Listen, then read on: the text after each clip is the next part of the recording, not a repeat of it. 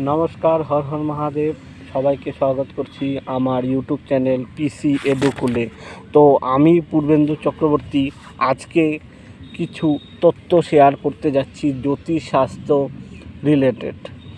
তো আমরা জানি রাশি অনুসারে নামের আদ্যাক্ষর নির্ণয় হয়। তার মানে আপনি যে রাশি আছেন, আপনার রাশির যে আছে আপনার নামটা কিভাবে হবে সেটার প্রথম অক্ষর কি।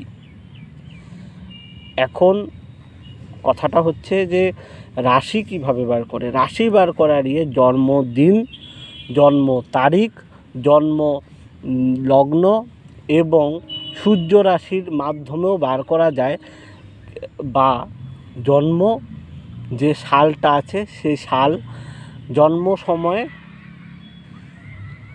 এবং কোথায় জন্মটি হচ্ছে সেই স্থান অনুযায়ী কিন্তু হয় আপনাদের রাশিটা। সেভাবে আদক্ষণ ও আমরা নির্ধারিত করতে পারি, জ্যোতিষশাস্ত্রের মতে নির্ধারিত করা যায়।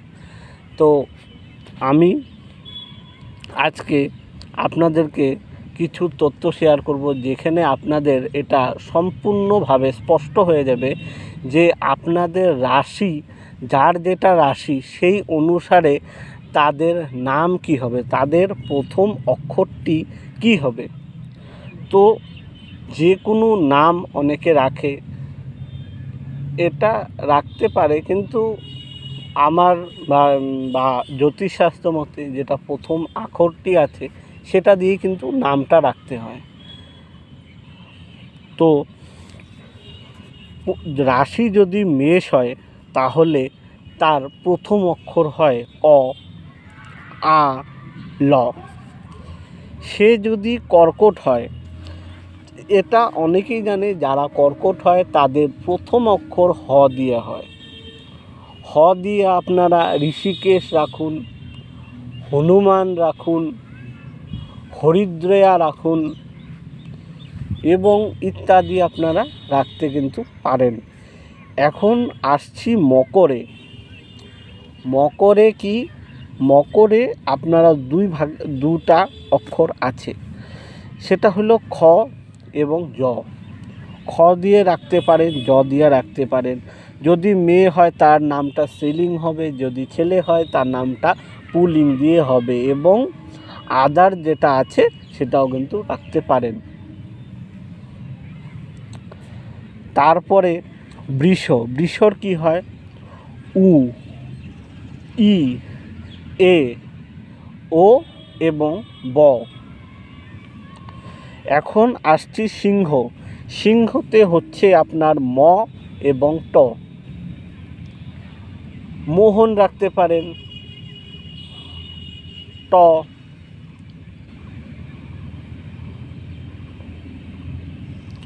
ট দিয়ে রাখতে পারেন আপনারা।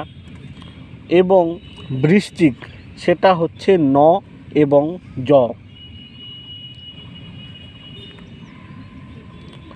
এবার আসছি আমরা কুম্ভতে। কুম্ভর কি রাখতে পারেন? গ, নেশ, আপনারা মনে রাখবেন গণেশ। তো গ এবং স, এই নেটা নেই, বাকি দুটো অক্ষর আছে এর মধ্যে, ন, গ এবং স। স এবং তালিবর্ষ আপনারা রাখতে পারেন। স দিয়ে হতে হবে এবং গ দিয়ে হতে হবে। এবার আমরা আসছি মিথুন রাশির উপরে। মিথুন রাশির ক দিয়ে নাম রাখা যায়। মিথুন রাশির ঘ দিয়া, অ দিয়া, উঙ্গ এবং ছ দিয়েও রাখা যায়। এরপরে আসছি আমরা কন্যাতে। কন্যাতে ঠ, ভালোভাবে শুনবেন, কন্যাতে হচ্ছে ঠ, প, ব এবং ন। নৃসিংহ, নরসিংহ, সেটা আপনি রাখতে পারেন। এবার আমরা আসছি মীন রাশির উপরে। মীন রাশির হয় চ, ঝ, থ, আই, ঠ, এবং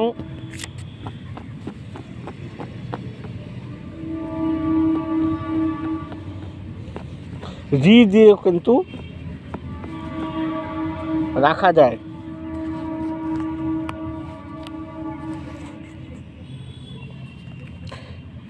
এবার আমরা কিছু তত্ত্ব নিয়ে আলোচনা করব। নিষ্ক্রমণ। নিষ্ক্রমণটা কি? তার মানে শনি এবং মঙ্গল ভিন্নভাবে বৃত্তা ভিন্ন তিথিতে তৎপরে পাপগ্রহ বিযুক্ত নক্ষত্র কি কি? ভাদ্রা, আদ্রা, শৈলেশা, কৃত্তিকা, ভরণী, মঘা, বিশাখা, পুনরা, পূর্ব ফাল্গুনী, ফাল্গুনী, পূর্বাষা, পূর্ব ভাদ্রপদ, শতভিষা এবং ভিন্ন নক্ষত্র কিছু কিছু রাশির ইয়েতে শুভ গ্রহ দেখা যায়, গ্রহ দৃষ্ট দেয় এবং গ্রহ দৃষ্টি দেয়। কুম্ভ, সে রাশিগুলো হচ্ছে কুম্ভ, তুলা, কন্যা, সিংহ লগ্নে চন্দ্রের গোচর শুদ্ধি হইলে তৃতীয়া বা চতুর্থী মাসে কিন্তু সেই বালকের নিষ্ক্রমণ করা যায়। এবার হচ্ছে চূড়াকরণ। এই চূড়াকরণ আমরা উপনয়নে করে থাকি। চূড়াকরণ কিন্তু করিতে হয়। অযুগ্ম বর্ষে ও মাসে কিবা কুলরিতানুসারে মানে হচ্ছে কুলের রীত অনুসারে সোম, বুধ, বৃহস্পতি, শুক্রবারে ঋতা, অমাবস্যা, এগুলো হচ্ছে সব তিথি। ঋতা, অমাবস্যা, অষ্টমী, ষষ্ঠী, পূর্ণিমা, প্রতিপদ ভিন্ন তিথিতে জ্যেষ্ঠ, মৃগশিরা, চিত্রা, এগুলো সব হচ্ছে আমাদের নক্ষত্র। রেবতী, স্বামী, পুনরাবাসু, শ্রাবণা, ধনিষ্ঠা, শতভিষা, পুষ্য, অশ্বিনী, মূলা, হস্ত, মহান্তরে, রোহিণী। নক্ষত্রে যুত, জামিত্র, বেদ ও দশযোগ ভঙ্গরহিত কন্যা, মিথুন, বৃষ, ধনু, মকর, কুম্ভ ও মীন লগ্নে শুক্লপক্ষে উত্তরায়ণে রবি, চন্দ্র ও তারা শুদ্ধ চন্দ্রায়ণে রবি, চন্দ্র ও তারা শুদ্ধ হইয়া জন্ম রাশি, জন্ম নক্ষত্র, জন্ম মাসে এবং চিত্রা ও পৌষ মাস এবং হরিশয়ন ত্যাগ করিয়া চূড়াকরণ কিন্তু করিতে হয়। চৈত্র মাসে রবিবারে অগ্নি সন্নিধানে চূড়াকরণ হইতে পারে।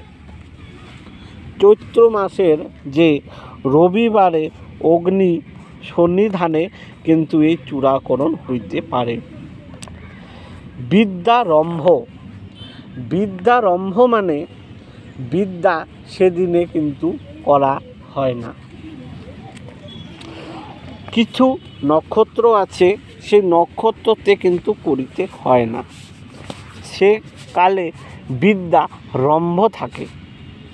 পুষ্য, অশ্বিনী, স্বামী, হস্তা, পূর্ণবাসু, শ্রাবণা, ধনিষ্ঠা, শতভিষা, আর্দ্রা, মূলা, শৈলেশা, কৃত্তিকা, ভরণী, মঘা, বিশাখা, পূর্ব ফাল্গুনী,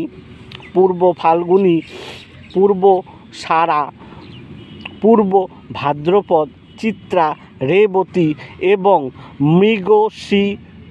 মৃগশিরা নক্ষত্রতে হরিশয়ন ভিন্নকালে শুক্র, বৃহস্পতি ও রবিবারে কালশুদ্ধিতে করিতে হয়। ভিন্ন দিবসে পঞ্চম বর্ষে বিদ্যারম্ভ করিতে হয়। 5 বছর বয়সে বিদ্যারম্ভ কিন্তু একবার করিতে হয় এবং অষ্টম মাসে বা নবম মাসে কিন্তু আমাদের ব্রাহ্মণ ও নাথ সম্প্রদায় শিব গোত্রের কিন্তু এখানে উপনয়ন করিতে পারে।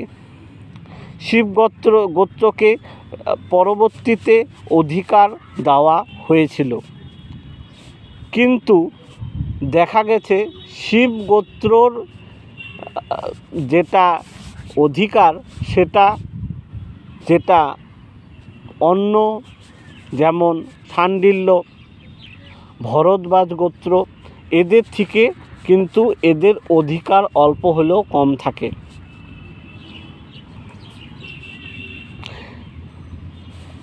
তান্ত্রিক কিন্তু এরাই হতে পারে প্রকৃত। শিব গোত্রে সর্বত্র উচ্চ হচ্ছে অঘোর দীক্ষা। অঘোর দীক্ষা হচ্ছে সর্বত্র উচ্চ দীক্ষা শিব গোত্রের মতে।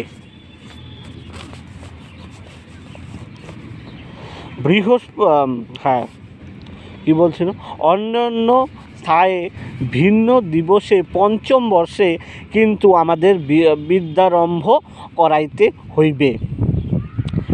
বৃহস্পতিবারে শ্রেষ্ঠ হয় বিদ্যারম্ভ করাটি। এই যে বার আপনাদেরকে বলছি সেটা হলো বৃহস্পতিবারে শ্রেষ্ঠ, শুক্র ও রবিবারে মধ্যম। বৃহস্পতিবারে কিন্তু এটা করাইবেন বা রবিবারে এবং শুক্রবারে মধ্যম হয়, শনিবার ও মঙ্গলবারে অল্পায়ু। এই যে বিদ্যারম্ভের যে তিথিটা আছে, যেটা নক্ষত্র আছে, সেটা যেন শনিবার এবং মঙ্গলবারে যাতে না পড়ে। এখন আপনাদেরকে আমি কিছু তত্ত্ব শেয়ার করতে যাচ্ছি। সেটা হলো উপনয়ন বা যে কোনো শুভ দীক্ষা কিন্তু এটা ধ্যান রাখবেন যাতে মঙ্গল ও শনিবার যাতে না পড়ে। ও দীক্ষা যদি শনিবার যদি পড়ে তাহলে এটা কিন্তু আয়ুক্ষয় ও বিনাশের প্রতীক। এটা প্রশ্ন অনেকেই করে থাকে যে শনিবার তো শুভ হয় আদ্যাশক্তি। হ্যাঁ, কিন্তু এখানে কোনো ধরনের বেদযুক্ত কাজ কিন্তু আপনাদের এখানে রম্ভ করিতে হয়। দেখুন, এখন কিছু কিছু বারে কিছু কিছু নিষেধ আছে, সেটা আপনাকে কিন্তু বুঝতে হইবে। এবং অমাবস্যা তিথিতে কিন্তু যারা বলে নাকি আমরা দীক্ষা দিব, তারা কিন্তু প্রকৃতকারের কিন্তু গুরু নয় এবং আপনাকে প্রলোভিতর সম্মুখীন কিন্তু করাতে পারে। কেন কি আপনাদেরকে সচেত এবং সত্য তত্ত্ব দেওয়া আমার কর্তব্য এবং আমাদের প্রত্যেকই ব্রাহ্মণ সমাজের এটা কিন্তু কর্তব্য। এবং যারা যারা বলে যে শনিবার ও আমাদের মঙ্গলবারে কিন্তু দীক্ষা দেওয়া বন্ধ এবং যে কোনো দীক্ষা কিন্তু রাত্রিবেলা হয় না, সন্ধ্যাবেলা হতে পারে এবং সকালবেলা হয়, কিন্তু বারবেলা কিন্তু হয় না, কালবেলা হবে, বারবেলা হবে না দীক্ষা। এবং কিছু কিছু সবার দীক্ষা তো এক হয় না, কিছু কিছু আলাদা আলাদা আছে এর মধ্যে। অঘোর দীক্ষা কিন্তু আপনার সন্ধ্যাবেলা রাত্রি মতে নিবে না। কেন কি দীক্ষা নেওয়ার যেটা নিয়ম, যেটা আমাদেরকে আমাদের সুতজি বলে গেছেন, ধর্তীয়জি বলে গেছেন, সেটা কিন্তু রাত্রে হয় না।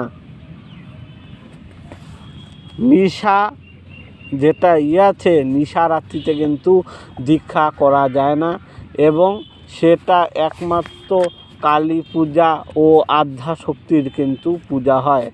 এখানে দীক্ষা নেওয়া নিষেধ এবং বেদ মন্ত্রে যেটা হয়, বেদ মন্ত্র কিন্তু আপনার রাত্রিবেলা ও সন্ধ্যাবেলা কিন্তু নেওয়া যায় না। তাও বলছি সন্ধ্যাবেলা কিন্তু আপনারা নিতে পারেন। এবং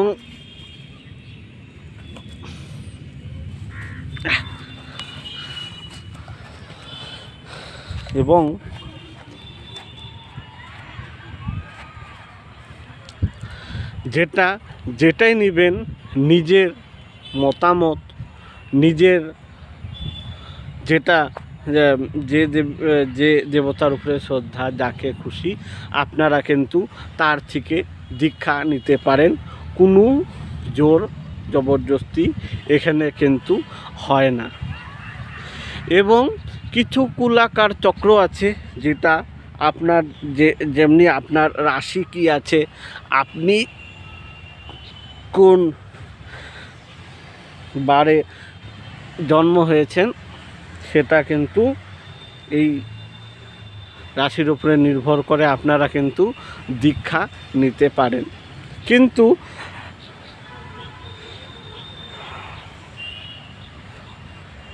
আপনারা কিন্তু দীক্ষা নিতে পারেন এভাবে। এবং আমাদের যেটা আছে, সোমবারে ও শনিবার ও মঙ্গলবারে কিন্তু অল্প আয়ু হয়, এখানে কিন্তু বিদ্যারম্ভ করা যাইবে না। বুধবার ও সোমবার বিদ্যারম্ভ হইলে মূর্খ হয়। রবিবার করা যায় মোটামুটি, কিন্তু মঙ্গলবারে অল্প আয়ু ক্ষয় হয়। এবং বুধ এবং সোমবারে কিন্তু আপনার বিদ্যারম্ভ করা যাইবে না, তাহলে কিন্তু ছেলেটি ও কন্যাটি কিন্তু মূর্খ হইবে। এবং যে আছে ষষ্ঠী, প্রতিপদ, অষ্টমী, ঋত্যা, পূর্ণিমা ও অমাবস্যা ত্যাগ করিবে। অমাবস্যা, প্রতিপদ, অষ্টমী, ঋত্যা, পূর্ণিমা, ষষ্ঠী, এগুলো কিন্তু সব ত্যাগ করিবে, এখানে কিন্তু নেওয়া যাইবে না। স্বাধ্যায় শুদ্ধকালে বিদ্যারম্ভ প্রত্যয়। এবং যেটা শুদ্ধকাল আছে সেটা কিন্তু নেওয়া যায়। শুদ্ধকাল কখন? আপনার শুক্রবার ও আপনার বৃহস্পতিবার হলো শুদ্ধ এবং শ্রেষ্ঠ। বৃহস্পতিবার, শুক্রবার হলো আপনার শ্রেষ্ঠ। এবং রবিবার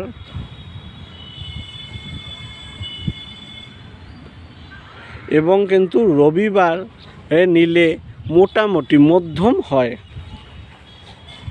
রবিবার ও শুক্রবার নিলে কিন্তু মোটামুটি মধ্যম হয়।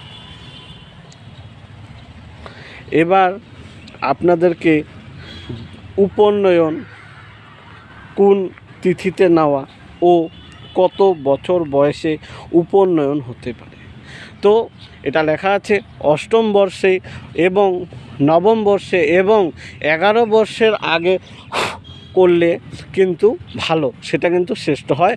ও 11 বছরের অধিক এবং 12 বছরের অধিক হলে সেটা কিন্তু আমাদের প্রায়শ্চিত্ত কর্ম কিন্তু করিতে হয়। এখন বৃহস্পতি, রবি, চন্দ্র ও তারা শুদ্ধিতে কিন্তু হরিশয়ন ভিন্ন উত্তরায়ণে গলগ্রহ আদি দোষ রহিত হইলে শুক্লপক্ষে বেদ ও বর্ণের অধিপতি গ্রহ শুদ্ধ হইলে দশযোগ ভঙ্গ ও যুগ্ম যুত জামিত্র বেদ রহিত যুত জামিত্র বেদ রহিত রবিবার, বৃহস্পতিবার ও শুক্রবারে দ্বিতীয়, তৃতীয়, পঞ্চমী, দশমী, একাদশী, দ্বাদশী তিথিতে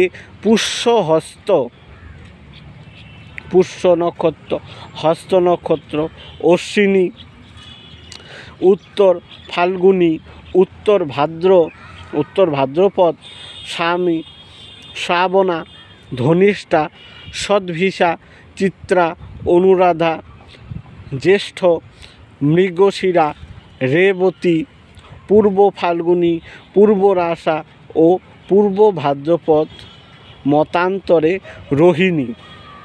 রোহিণীতে হয় আর্দ্রা, শৈলেশা, মূলা, উত্তরাষা নক্ষত্রতে কিন্তু উপনয়ন হবে। এইগুলা নক্ষত্র কিন্তু হয় এবং এটা মনে রাখবেন যে মঙ্গলবার ও শনিবারে যেন না করা হয় এবং মন্বন্তর সোম ও বুধবার উপনয়ন বিহিত।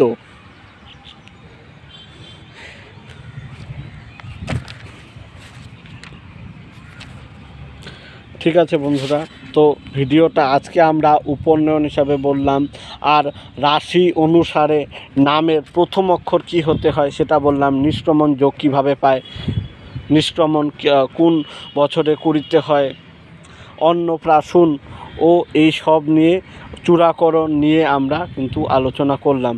পরবর্তীতে এই চূড়াকরণ, উপনয়ন, অন্নপ্রাশন পদ্ধতিতে কিন্তু আমরা জোর দিব ও আপনাদেরকে পদ্ধতিগুলো কিন্তু শেয়ার করব আমাদের এই চ্যানেলে পিসি এডুকুল। তো আপনাদের কে বলছি, যদি ভিডিওটা ভাল লাগে, যদি এরকম ধরনের স্পিরিচুয়াল রিলেটেড ভিডিও, পূজা পদ্ধতি রিলেটেড ভিডিও, দশম সংস্কার, উপনয়ন, শ্রাদ্ধ, কর্ম এবং আমাদের পুরোহিত যে ক্লাস আছে সেরকম রিলেটেড ভিডিও যদি আপনি পেতে চান তো চ্যানেলটাকে সাবস্ক্রাইব করুন, শেয়ার করুন এবং বেলের নোটিফিকেশনটা কিন্তু অন রাখবেন। এবং আপনাদের যে কোনো অসুবিধা এবং দ্বিধা হলে আমাদের কিন্তু অবশ্যই জানাবেন। এবং যে কোনো পূজা পদ্ধতি বা যে কোনো পূজা কর্মের যদি কিছু দরকার হয় তাহলে আমরা আসি পাশে। তো নমস্কার, হর হর মহাদেব।